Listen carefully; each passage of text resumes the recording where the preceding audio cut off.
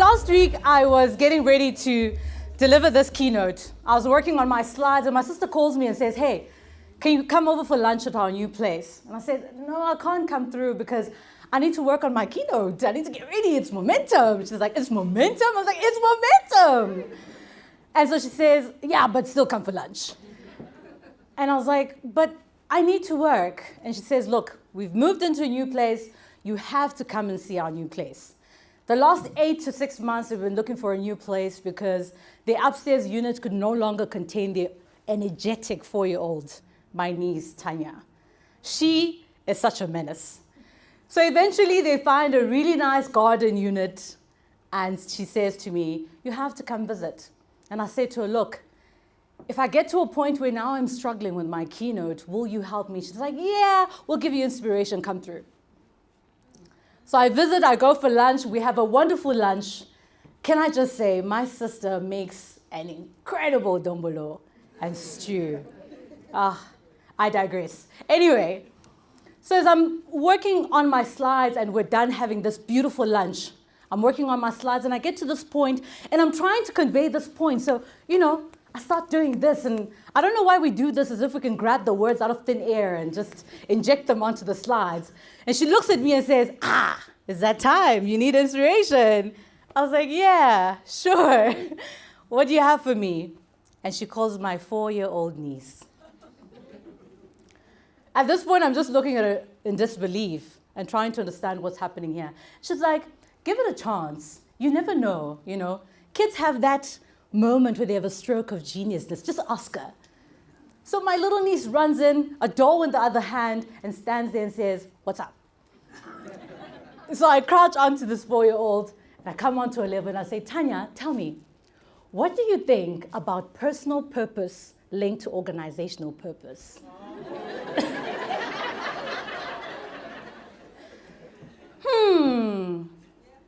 I'm going to think about it, Auntie Enkromelle. Just give me a few minutes. I say, okay. After a few minutes, I inquire back about my question. What did you think? Organizational purpose, linking to personal purpose. What's your idea about that?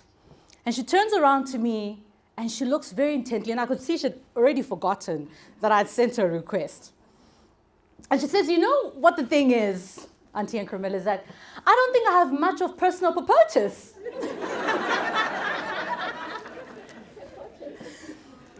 And so I thought in that moment, oh my goodness, I really do hope that when I get to speak to Momentum, that everyone does have personal purpose.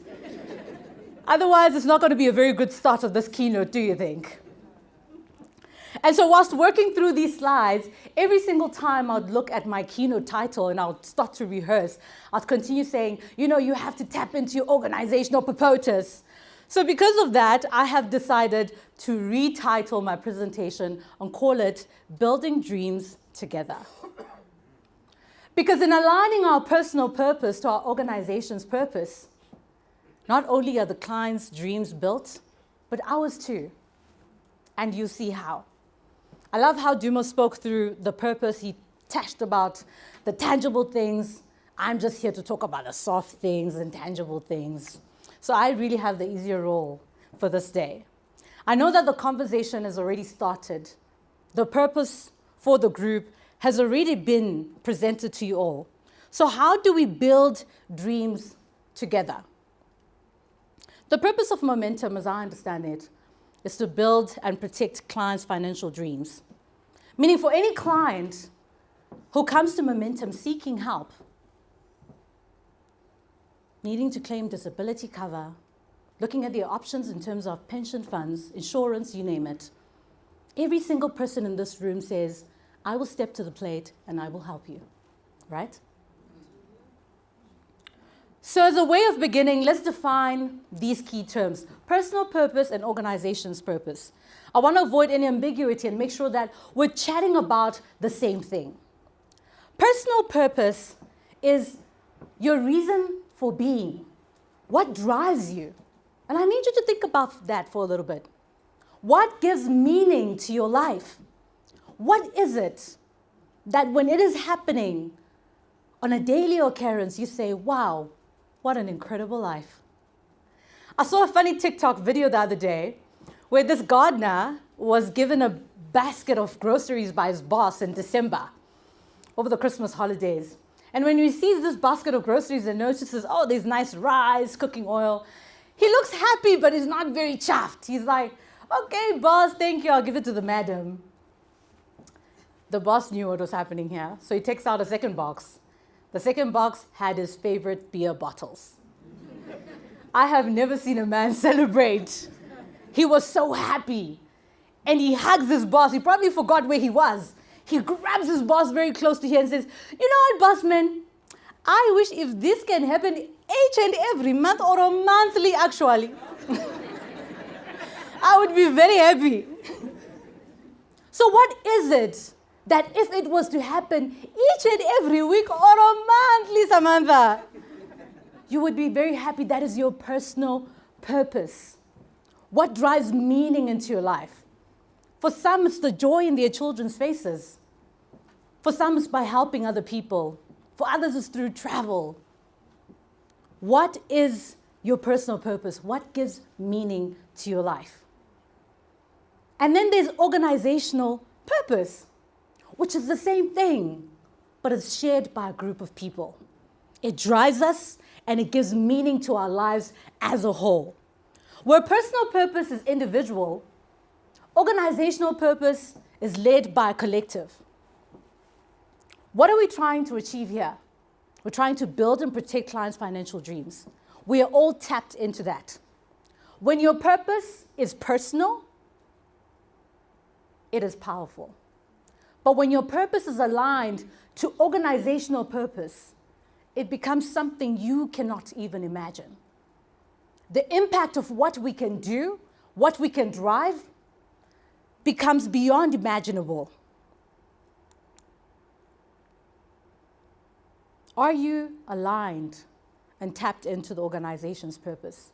When I think about building dreams together, when I think about tapping and aligning personal purpose to organizational purpose, there's no better story that illustrates this so well, like the story of the three bricklayers. And this story has been told so many different times by different narrators.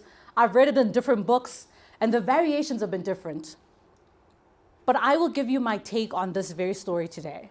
After the Great Fire of 1966 that destroyed London, a very famous architect, Christopher Wren, was invited to rebuild the St. Paul's Cathedral. A couple of years later, Christopher Wren goes onto the building site and he sees these three bricklayers. They're working hard and they're working fast. He admires from a distance for a little bit until he decides to approach them. So he walks up to them and he asks a very simple question. What are you doing? The first bricklayer gets up and says, well, I'm just laying bricks as I was told, man. And the second bricklayer stands up and says, I'm laying bricks to feed my family. But it was the third bricklayer's response that left him in awe. He really needed a minute to think about this response. To the same question, what are you doing? The third bricklayer says, I am building a cathedral, a place where many generations will come, seek refuge, find home. Take this place as a spiritual sanctuary to come and meditate and connect to God. And what I found fascinating when the story is told is there's always a debate of the question, who was right? Who do you guys think was right in the response? Was it the first man who was just laying bricks as he was told? You have to do that, right? Dumo gives you instructions, you have to do them correctly. Or was it the second bricklayer who was just laying bricks to feed his family? A worthy cause, right? Or was it the third bricklayer who was building a cathedral? He says a place where many generations will come and they will call home. What do you guys think? Just mumble there. Who do you think was right? Who was right? I'm hearing 3, I'm hearing 2, I'm hearing 1, I'm hearing all of them. And I think so too. I think they were all right. And to those who think 3, I'll tell you why. The first thing is that they all brought a contribution. The purpose of this entire project was to build a cathedral. One man was still laying bricks to build a cathedral, as he was told. The other was laying bricks to feed his family, but still building a cathedral. The third man was still building a cathedral. The alignment of personal purpose into organizational purpose has to start with personal purpose. See, the difference between these three men is that the first two are only tapped into personal purpose. Just laying bricks to feed their family, which is not wrong. But what sets apart the third person is that he's doing it for a reason far beyond himself. He's connected to a greater purpose, and that gives him endurance in the work that he's doing. But for you to even be considered as a part of momentum of this group, remember the entrepreneur spirit, you have to bring a contribution. What is your contribution? To lay bricks, as you're told, to be the best bricklayer. What is your contribution? To lay bricks to feed your family. And that is a worthy race. But it only becomes more powerful when you tap beyond that and you lay bricks to feed your family as well as to build a cathedral. Remember, when our purpose is personal, it is powerful. Meaning the first bricklayer was still achieving great feats of buildings. But when our personal purpose is tapped into the organization's purpose, we start to build something truly magnificent. We start to build cathedrals. Cathedrals are known for their beautiful architecture, their big, beautiful windows, rows and rows of wooden benches, the soothing music. Cathedrals are built for generations to come and find home as a spiritual sanctuary. That is what the organization intended when they commissioned for a cathedral to be built. And the third bricklayer understood that, and he also wanted the same. By finding alignment in his purpose and the organization's purpose, he tapped into a high calling, which was building the cathedral. And so the reason why I say they were all correct, the two just needed to look beyond what they were doing, because I am laying bricks is great. What is your personal purpose? I'm an accountant. To feed my family, a worthy cause, and to build a cathedral. When you're just laying bricks, there's no need for you to work with other people. That job is really straightforward. When you're laying bricks to feed your family, first of all, sir, it's your family. I don't need to help you with that, right? But when you're laying bricks to build a cathedral, you invite collaboration. You start to realize that the mission that we're on, the purpose of this group that we're trying to build, is such a big job that we need to collaborate. If you're just coming to clock in to lay bricks to feed your family, oh, good and dandy. But when you really start to connect into building and protecting clients' financial dreams, you know, I loved what Duma said. He said, sometimes when I look at what we have to achieve for ourselves and what we have achieved, I just think to myself, whoa, we did that. It's not a task that one person can do. Do you agree? By connecting your personal purpose and aligning yourself and seeing yourself reflected back into the organization's purpose, you start to collaborate. And that creates a beautiful environment within momentum. Collaboration stops just being a buzzword. We stop competing with each other and we start celebrating each other. We start viewing each other as colleagues and we start joining arms. And the nice thing I love about collaboration, you know, give me a moment here, is that it triggers the love hormone. HR, please don't sue me. I'm getting to a point. It triggers the love hormone, oxytocin. Oxytocin is a brain neurotransmitter. It's very simple. It says when I'm feeling loved, when I'm in a safe place, there's more of me in a place. It's based under the principle of human generosity. Simon Sinek says this so beautifully to say, when you're walking in the street and you see someone help someone, you think, oh, wow, what a cool thing. That's really nice. That person helping someone feels also that, oh, wow, what a cool thing. That feels really nice. He feels satisfied by what he's done. And you watch from a distance. And what happens when we collaborate? We start to create an environment of trust. And what trust does, it creates social bonds. And hence the love hormone. So no, you're not falling in love with your colleague, ma'am. They're just very trustworthy and very dependable. When we start to collaborate, we start to feel more satisfied with the work we're doing because we are working in unison. But when we as a group, as a team, some are moving that direction, some are moving that direction, this is not a satisfying environment for me. I don't want to be here. But when we're all moving in unison, I am satisfied. I am happy. I feel safe and I trust my team. And you know what? How can I help more to ensure that we get those billions? Is this 1 billion? 2, 10? Oh, 10.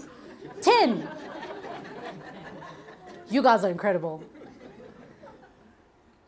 Another thing about the story of the bricklayers that I love so much is that it illustrates the power of perspective. That's really all there is to life. It's how you look at things. You have to start looking at things much more than just face value. You have to start tapping into the perspective of things. To the first bricklayer, he was just laying bricks, as he was told. To the second one, he was just laying bricks for a paycheck. Not bad. I love good money. But even good money cannot keep good people. It is a connection to a shared understanding, to the understanding of we are trying to build and protect clients' dreams. I want that too, just as much momentum does too. I want to be able to transform people's lives. How can I help? So what is the bigger picture? When you look at what you do, you have to constantly be thinking, what is the bigger picture? How can I tap into more than just looking at myself as a claims manager, as an accountant? Because once we start to do that, once we start operating out of the bounds of personal purpose and operating within organizational purpose, we trigger the highest form of care or love. Who knows what the highest form of care or love is? Anyone? Guesses? Consideration. If you want to know your team has your back, anyone that you have a bond with in life, at work, at home, it's consideration. It's how we think of other people. When we make certain decisions, we pay attention to the detail. We hold in high regard how it could affect other people. We think how they're going to respond. To show how much we care is to show how we consider you. And when you're operating within organizational purpose, and I know Momentum's organizational purpose is to build and protect clients' financial dreams. When you operate within that same purpose that Duma presented, it demands that you consider how our clients feel. It demands that you think of them more than a spreadsheet. It demands that you consider them as a human being on the other side of the telephone. And the beautiful thing about consideration is consideration will inspire empathy. And empathy will inspire the tone when we speak to our clients. You start speaking differently. I understand how frustrating this must be for you. I'm here to help. Consideration inspires compassion, a deep sense of I need to alleviate our client's suffering. I'm sorry to hear about your situation, ma'am. Let me see how we can resolve that. Consideration will inspire respect, which is valuing our client's feedback and perspective. Thank you for sharing that. One of my good friends, Zani, doesn't matter what you tell her. Bad, good, you really could come with the dagger. Gah! The first thing she will always say out of her mouth, thanks for sharing that. I wish I could be Zani too sometimes. We give respect towards our clients. Consideration demands that we operate in honesty. I don't have that information right now, but I promise you, I'll get back to you as soon as I get it. Because most of the times when we're dealing with clients, they're in a devastating situation. You cannot be escalating or I'm not sure, giving incorrect information. You have to be honest. Consideration also demands that there's patience within the environment. When you're operating within the organization's purpose, you are patient, especially in challenging times that you all deal with. They're antsy, they're anxious. You're speaking to a mother who has so much anxiety about what tomorrow will be like. Take your time. It's okay. We will be here when you're ready. These are the options we've presented to you. When you're ready, just give me a call. And what I love about consideration is that it inspires positivity, which is a can-do attitude. It doesn't matter what the claim is. It doesn't matter what the request is from the client. I am confident we can find a solution for you because we build dreams and we protect our clients' financial dreams. That's what we do. So let us look at perspective in the eyes of a claims manager. I know in the room we have accountants, actuaries, marketers, caterers, everyone who plays a different role in the room. But let's just take one example. In the lens of a claims manager, I just imagine, I wouldn't know, but I imagine your job means, I don't know, filing claims, filling in forms, responding to emails. When you really look at it, it's so hard to think of your job beyond that because that's all you deal with. It's a computer screen. But when you use perspective and you think, I'm a claims manager, I provide financial security for our clients, I uphold trust for momentum. Because when I fulfill my role diligently and faithfully, we create a stronger, loyal base for momentum. You are operating within the organization's purpose. Something that personal purpose can get you started, but it can't get you to the finish line. You have to be operating in the organizational purpose sphere. But to do this, you actually have to define your purpose. You see, with these keynotes, these presentations, we come, we talk, we show you the slides, you actually don't do it. You have to do it. You have to actually do the work and really give this time and really think about it. Because when you do, you get back control of your life. You eliminate that existential crisis of, what am I actually doing here? I know what I'm doing here.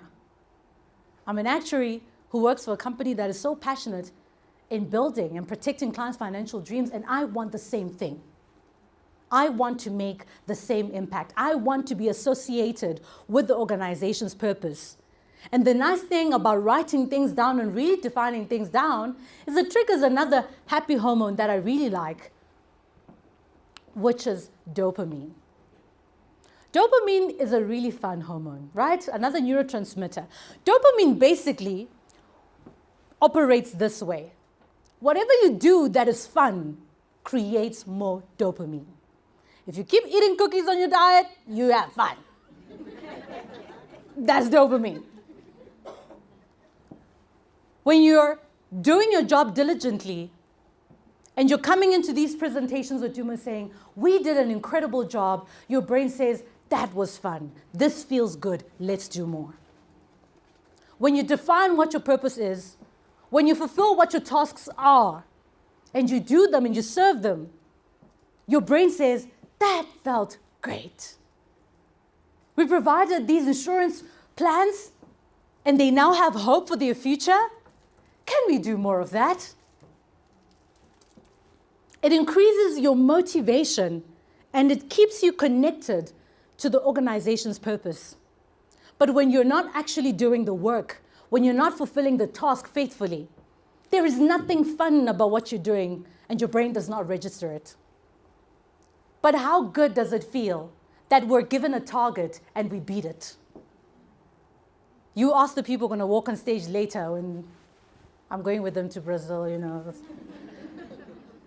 They're probably thinking to themselves, when they're on that flight, this tastes good. We need to do more of this. How amazing did it feel watching this presentation? I'm not even a part of Momentum, but I was like, we did that. That's incredible. We should do more. So no 1 billion, sir. 2. Okay, I'm getting death threats. When we're connected to the organization's purpose, it feels good. We operate as a unison, we create trust bonds, we feel more connected and motivated, and our brain says, let's do more of this tomorrow.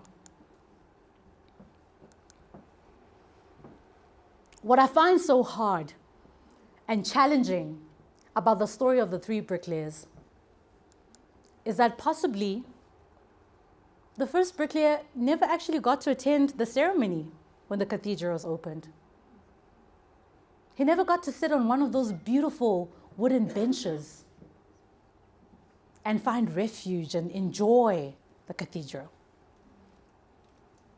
And I find it challenging too, because as I was looking at the profiles of the work we do here, of people in this room, I was like, how can you stay connected to the organization's purpose, because your job doesn't actually allow you a front row seat to see the impact? So how do you actually believe and see that, oh my goodness, we are truly transforming, protecting and building our clients' financial dreams? It's very simple.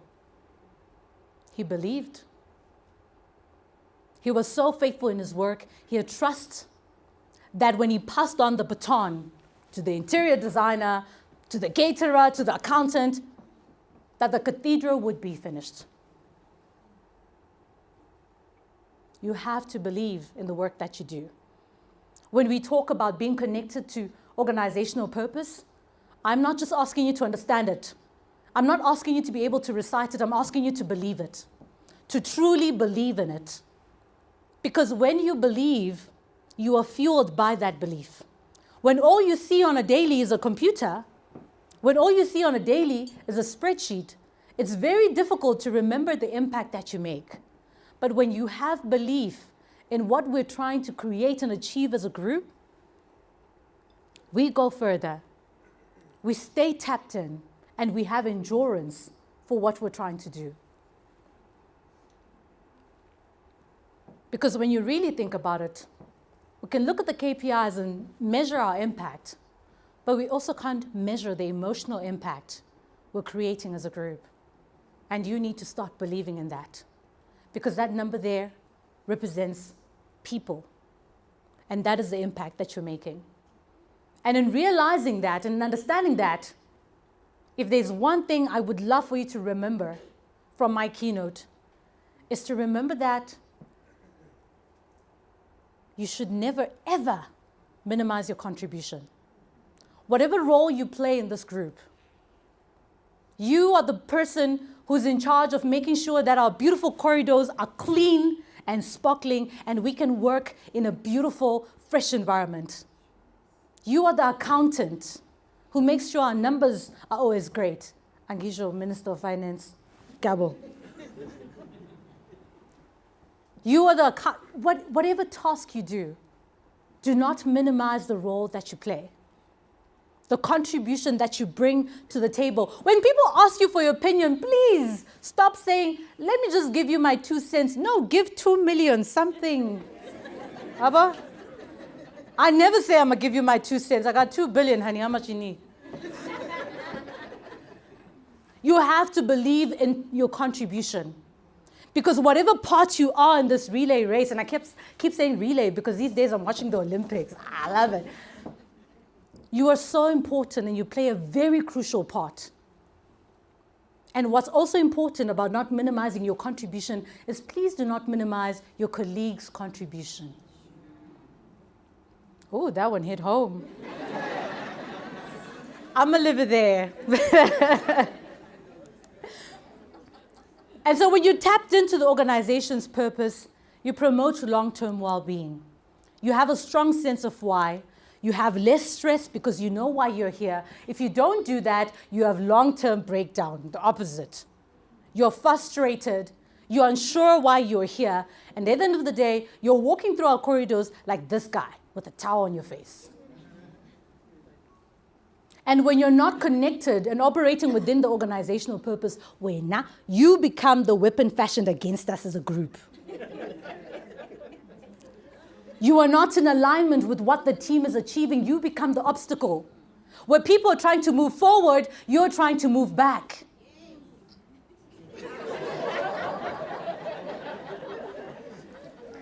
I mean, I was told that I had a future in preaching, but I think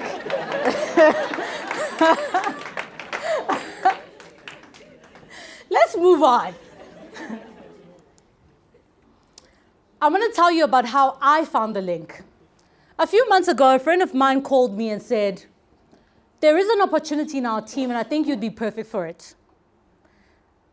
I mean, it would be nice if she had said, I have 8 million rands that I have no use for, and I think you'd have perfect use for it. But an opportunity, same thing, right? I say, okay, what is it? She said, we're looking for the head of partnerships for Africa Early Stage Investor Summit. I was like, okay, I'll look into it and I'll let you know what I think. Send me the links. Silence. I'm like, hello? It's like, the thing is, I already put you up for the job. And I kid you not, ladies and gentlemen, it was such a humbling realization for me that when you live and operate within your personal purpose so loudly, groups, people who operate within the same purpose identify and they want to collaborate. And that is the reason why you're in this room.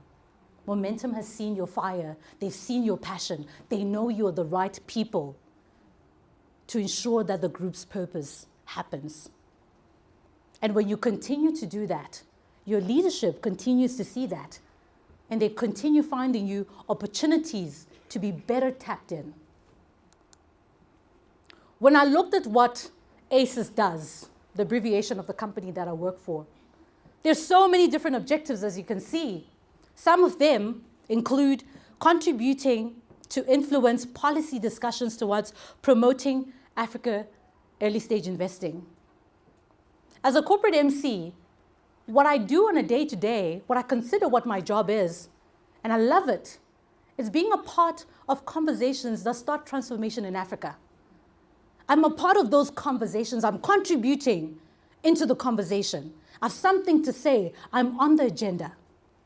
This opportunity gave me an opportunity as well to be just more involved, to take a more action-oriented role. What ACES tries to do is increase the investment capital pool for Africa early stage innovations. What they are trying to do in very simple terms is to secure Africa's future. And what an honor it is for me to be a part of a team that does that. I think when ACES approaches any company really and says, we would like you to sponsor, we would like you to be a part of our summit, I think what an honor to be brought to the table for a company that achieves such a great feat. I understand what the organization's purpose is. I am passionate about it. On my tongue, in my heart, is Africa every single day. But on a day-to-day, all my job does, I'm not securing Africa's future, really. I'm just typing emails. I'm just in meetings. I'm having conversations that include bottom lines and dollar signs, and so hard to remember the purpose of why I'm doing all this, which is to secure Africa's future. But through perspective, I always remember that. Every single day, my email's pinging with emails that say, we regret to inform you, we cannot be part of your investor meetups. We regret to inform you, we cannot be part of your summit. I'm typing emails, and I know I'm typing a lot of emails because my ambitions are as high as my manicure bill.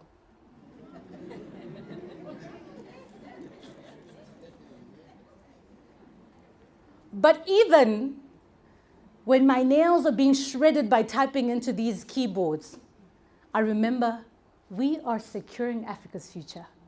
And what an honor to be included in such a team. And the beautiful thing is when you are connected into the organization's purpose, there's a ripple effect. I was just laughing when Duma was speaking that this guy sounds like he ripped off my keynote because everything he's talking about is what I wanted to talk about. But that's because it's so true. In the very key concepts of operating within organizational purpose, you start a ripple effect, a chain reaction, because we only need one really single purpose-driven employee who can alight the hearts of other people. Now imagine the people in this room, in Sandton, and in Centurion, and Cape Town, and Zama. Hey, girl. We create an environment of inspiration where other people are like, I want to do it too, and I want to do it well. We create better team dynamics where we're individuals who have a shared purpose and we want to thrive through collaboration, therefore creating a force for innovation and success. Externally, look at what we can achieve as momentum. We create community impact and outreach. We create a community that believes in us, a community that really relies on us and knows that the next call they make to us, that we will be there. We create an environment where there's effective outreach. The connections we create with our clients, they're no longer transactional. They're now relationships. They're genuine bonds where they call and they know it doesn't matter. I'll speak to David, I'll speak to Faith. It'll be the same result. So how do we align purpose? It's a lot of information to digest, but when you really bring it down to the crux of things, you have to participate. Company initiatives. Whatever is happening within the team, within the group, participate, be involved. You have to, on a regular, self-reflect. Am I still in the same place? Am I still connected? Do I still understand the organization's purpose? Am I tapped in? How connected am I? And the last most important thing is communicate. Communicate with your leadership. It is so important that we communicate, because when we stop communicating, it's a start of breakdown. The group's purpose has been communicated. We now await for feedback from you, back to the front, back to the back. It's so important that we communicate with our leadership, we communicate within our teams. They understand we're checking in. We know where we are all at. Building and protecting clients' financial dreams. So a few months ago, you know when a story starts like that. So a few months ago, I went on a date. And, and you know when you reach a certain age, there are certain questions you don't have time for on a date. When you arrive, you have an agenda, you have very specific questions, very important questions. You have to ask important questions. We don't have time. So I get there, I'm focused, my notebook.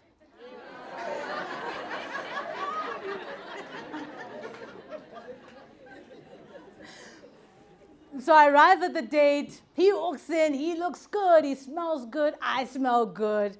You know, he looks good, I look better. It was nice. The atmosphere, the ambience, clinking of glasses. Hey, come night, guys, it was nice. And so I get into the serious questions. You know, ma'am, the serious questions when you're dating. What time do you go to bed? Do you drink your magnesium and ashwagandha? Because you need that. And when you buy your vitamin D, do you buy the one with K2? Because, you know, it helps absorb better into the bones. Sorry, is it just me? Right. What is your living style like? Because, I'm not trying to be stuck in a house with a person who goes to bed at 2 a.m. and prickly bones. No. You need to ask the important questions. Well, deal with your favorite color. What time do you go to bed? And as the conversation progressed, It also then got to a point where I was asked, so what do you do? To which I responded very proudly, I'm a corporate MC. He scoffs. Sorry? I said, sorry, is that a job? Oh, so like you just stand on stage and you introduce people, you're not even the important person at that event? And then people come up and down and then you just have to know the agenda. That's what you do, right? He's like, no, seriously, tell me what you do.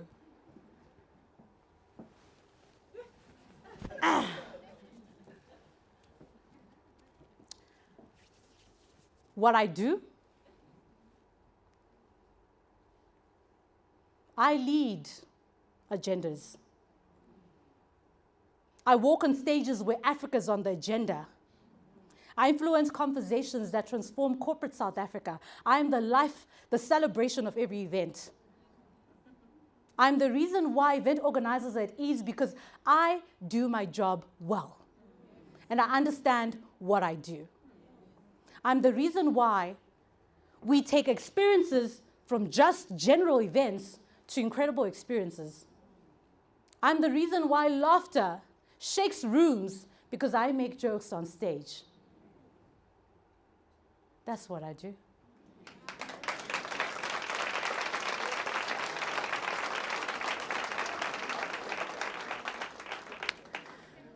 I mean, you know, he never called me back.